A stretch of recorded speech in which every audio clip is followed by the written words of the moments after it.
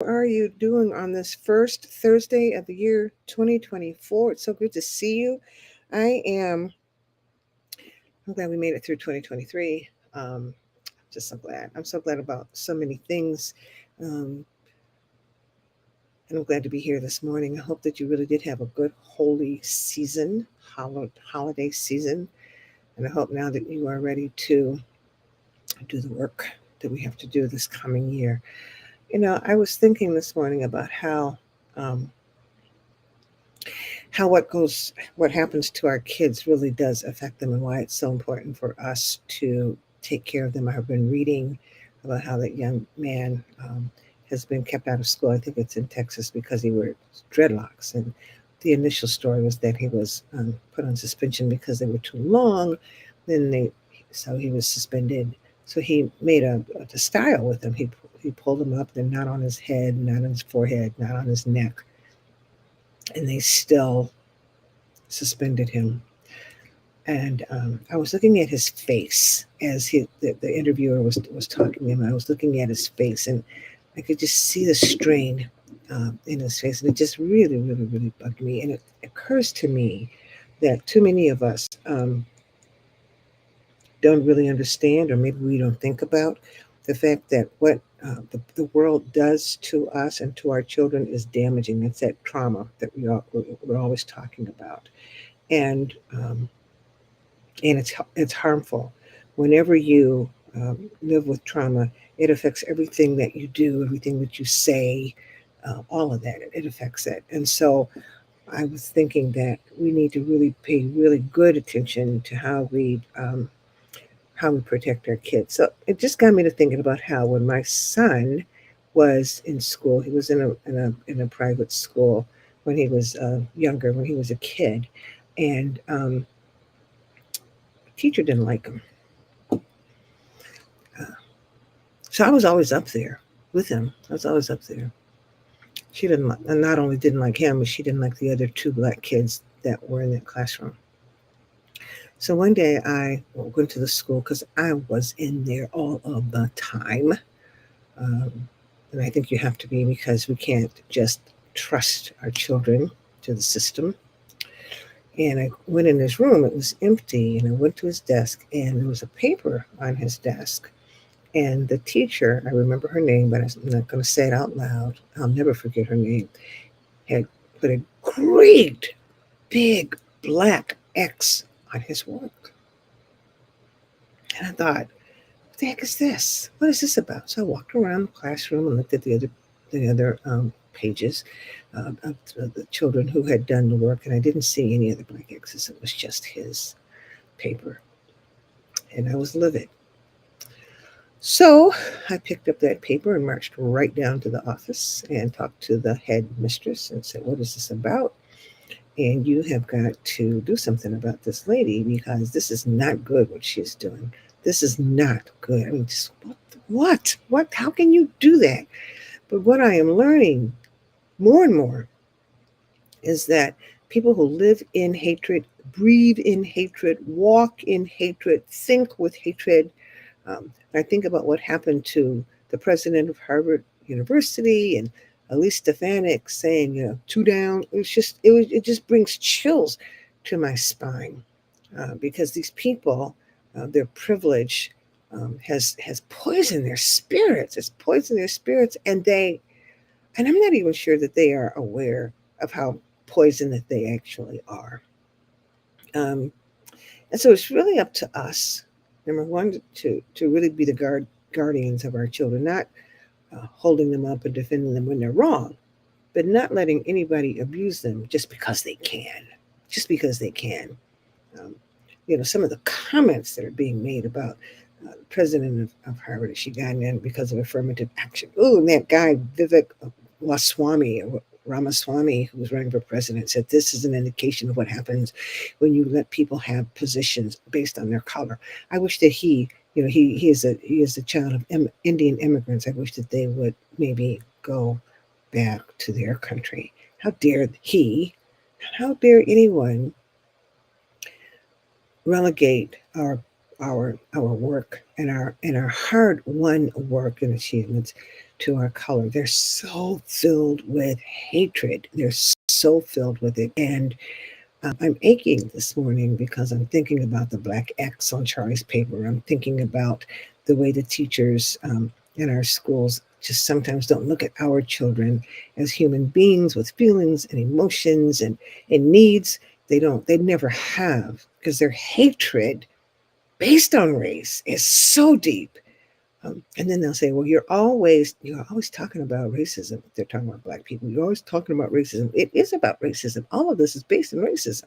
All of it. Um, Nikki Haley said that, she didn't know why she wouldn't answer the question as to what started the Civil War. She would not say that it was slavery, but it was slavery. The states that where people owned people wanted to be able to keep that system in place because they liked building their wealth on the backs of black people. And guess what? They still like it. We still live in a plantation economy. I was watching the games. I'm a Michigan fan, go blue, and they won the Rose Bowl. But I was thinking, with all these college games, black people are still making lots of money for white people. It just does something to me when I think about it. So if we're not aware of that, if we're not thinking about that, if we're tiptoeing through the tulips and acting like everything is fine, we're going to be in real big trouble at the end of this year. At the end of this year, we have to really think about what's going on and make up in our minds to do whatever it is that we have to do in order to keep the few rights that we have, because the people who want to be in power want to erode all of those rights. They don't want us to be in certain positions. They don't want us to make money, all of that. I'm not being hyperbolic. I'm just telling you the truth. So I just needed to say that, as my rant. But I'm just watching what's going on. I'm watching this former president just make mush out of the law, using the courts as he always has to get past them, to get his way, and then crying and whining and acting like he's the victim. And his attorneys are doing the same thing, and it's just sickening to me. But we can stay in a place and be sickened, or we can get up and do the work of making sure that we protect our rights as African Americans, as brown people, as members of the LGBTQIA community, as women. They're talking about some horrendous things that they'll do to women who have abortions, and who, even those who go out of state to have them, even if it's to save their lives. I'm telling you, this is a really, really tenuous time. So I need for us to think about that, and then ask yourself, what am I going to do? What am I going to do to help make this not the reality? I listen to Karen Hunter, I love her, on Sirius FM, on Urban Radio, and she talks about all of us needing to bring our brick. We need to bring our brick to the situation as a contribution of us to make sure that we protect ourselves, our rights, our families, our children, and the children who will come after them. It's so super important. So I just wanted to share that. I'm gracious and grateful to you for putting it with my rants, but it's just really, really, really, really bugging me. So I keep thinking about that young man with his dreadlocks. One more thing. When I was a reporter, after I was a reporter, I worked for a development firm in Baltimore, Maryland. And, that was in the days when women wore their hair with relaxers in their hair to keep it straight. That's what we're trying to do, try and have straight hair, because everybody said that was the standard of beauty. And then one day I just decided I didn't want to have straight hair anymore. I didn't want relaxers. So I started letting it grow out. And I went into that development firm one day with cornrows, and they fired me on that day. They fired me. It was written up, I think, in Ebony magazine. I don't even know how the story got to Ebony, but it was written up in Ebony magazine. They fired me because of my hair. I just cannot stomach this stuff sometimes. And so really, truly think about what's at stake. You might be comfortable now, but when certain people get in power, you might not be so comfortable. You need to think about that and not sit on the sidelines and not let people just walk over you and us as a people, so that, the gains that we've made, we don't lose them. I have a good friend, Reverend Cassandra Gould. Shout out to you, Reverend Cassandra. And she and I were talking, and we're saying that we have to do something. There's a lot of work that we have to do, because we cannot let the work of the ancestors have been in vain. And I believe her. So please make up in your mind what you're going to do. How are you going to bring your brick to the current situation that we are in? It is really, really, really very critical. So anyway, thank you for listening to my rant. This is Thursday morning, a reading from Rest for the Justice Seeking Soul. That is my book. Thank you, those of you who are buying them. Thank you, thank you, thank you, thank you, thank you. Um, and those are meditations. I write them every single Tuesday.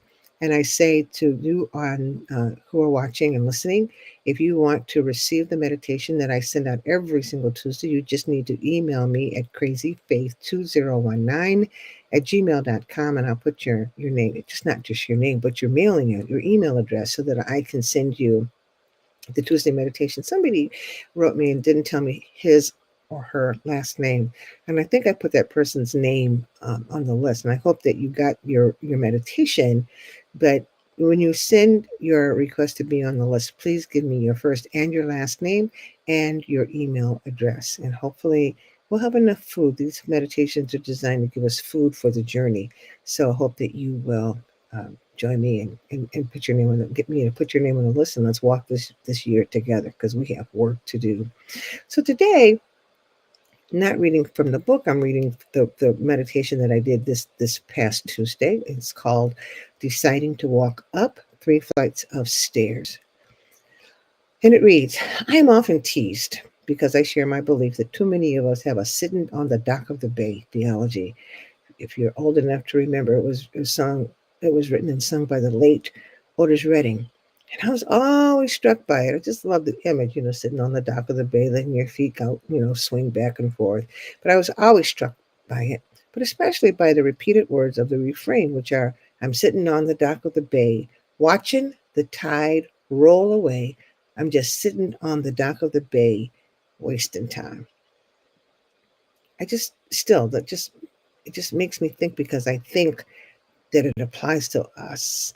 It feels so often like we are sitting and waiting for good things to happen to us personally, socially, and spiritually, and not doing the work that is required for us to move from where we are to where we are supposed to be. Actually, many people say that because I believe in Jesus, I'm saved. And okay, all right, but being saved doesn't mean that you sit still and do nothing. Being saved, that you are saved from yourself, and that you are willing to get up and do the work so that you can become the person that God created you to be. I guess that's another reading, for another day. We may remain seated in life, though we should move for a number of reasons, including fear of rejection, low self-esteem, lack of confidence, or negative words said to us a long time ago about our worth. But whatever the reason, sitting on the dock of the bay watching the tide roll away is a waste of valuable physical and spiritual time. The late historian John Henry Clarke tells a story of how he clamored to read. He just really wanted to read. He would collect magazines that white people had thrown out in the trash, and he would read any book that he could get his hands on, even though he was not allowed by law to enter libraries. The social constraints put in place to prevent him and Black people in general from learning to read did not and could not stop his hunger. More and more, he noticed a difference in the way white and Black people were treated, and he became more curious. And he asked why it was so. Why is this so? What was the history of Black people that made this situation a viable one? So his hunger increased, and he began to hunger deeply for knowledge of African people. And in his own words, he says he went to an attorney for whom he had worked one day, and he asked them where he could find books about Africa and the African people. And the attorney said, unfortunately, Africans have no history. Rumble, rumble, rumble, rumble. I just, we hear that stuff, and you say, what in the world? What accounts for this arrogance and this ignorance? Well, it didn't sound right to him either. Neither his mind nor his spirit could accept what he had been told by this attorney. He had heard it before. Some Puerto Ricans, or maybe he heard it again afterwards, because some Puerto Rican whites had also told him the same thing. But the more he heard it, the more he knew that what he was being told could not be accurate. He had grown up in the South, but migrated north, living first in Chicago and then in New York. And it was while he was in New York that he discovered the Schomburg Library, now called the Schomburg Center for Research in Black Culture in Harlem. Founded by a Puerto Rican-born historian, Arturo Alfonso Schomburg, He learned that it had all kinds of books on African American history and culture. He wanted someone to help him find books about Africans and African history. So he visited the library one day and asked the receptionist if she knew anybody who could give him a letter that would enable him to see Mr. Schomburg. And he recalls that she seemed a bit harried and annoyed at his presence. The library was short staffed and she had much to do. So his presence appeared to irritate her, he remembered, but she looked up and said, "You just have to walk up 3 flights." 3 flights of stairs. Okay. So he climbed the stairs to the third floor of the library and met Schomburg, who was sitting at his desk. Responding to Clark's question, Schomburg proceeded to tell him what he must do to satisfy his quest for this specific knowledge. Clark left with the distinctive or the definitive idea of what he would have to do. Thus began his life's work. He climbed flights of stairs physically and metaphorically after that day. And though he actually earned university degrees, most of his work and writing were done before he earned those degrees. Why? Because he was looking and finding the history of African people, those from whom we come, those of us of African descent, those who have a glorious history and a powerful history. He looked and looked. He went to different places in the country, different libraries, and around the world. And he later said, "My university was libraries and secondhand bookstores." Too often we look at the obstacles in our lives as being obstacles that cannot be overcome. But the fact is that too many of us would rather sit and wait for what we say we want rather than do the work of moving past the obstacles. Oppression of any sort is one of those obstacles. We metaphorically sit and watch the tide of life roll toward us, and then away. We fail to understand the message being given to us by the moving tide, that life is about rolling toward and then being pushed back from the shores of peace and empowerment and revelation. The tide never stops. Its message is that neither should we stop looking, believing, hoping, working, and learning. We just have to walk up 3 flights. 3 flights. Walk toward that which we are searching for. Risk getting tired and maybe having to stop and rest along the way, but determined that we will walk up those flights of stairs. We might be tired or discouraged as we climb. We might feel weak, but making the walk for as many times as we need to do it is what we need. And it will keep our spirits from atrophy closed by sitting and waiting. So we don't really think about that if we don't work our spirits and massage our spirits and feed our spirits, it will atrophy, just like the muscles in your body will atrophy if you don't use them. There's a continuity between all that God created. And just because you can't see your spirit does not mean that it doesn't suffer some of the same things spiritually that we suffer physically. So the scripture says that the race is not given to the swift or the strong, but to those who endure to the end. Neither is a race given to those who sit and wait.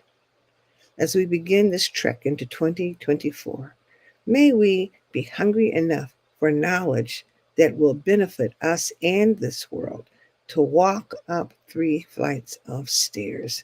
Sitting on the dock of the bay, my friends, is not an option. Amen and amen.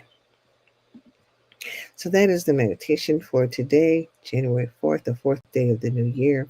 I'm so glad that you came. I hope that you'll come back next week and bring a couple of friends with you. Tell people about us.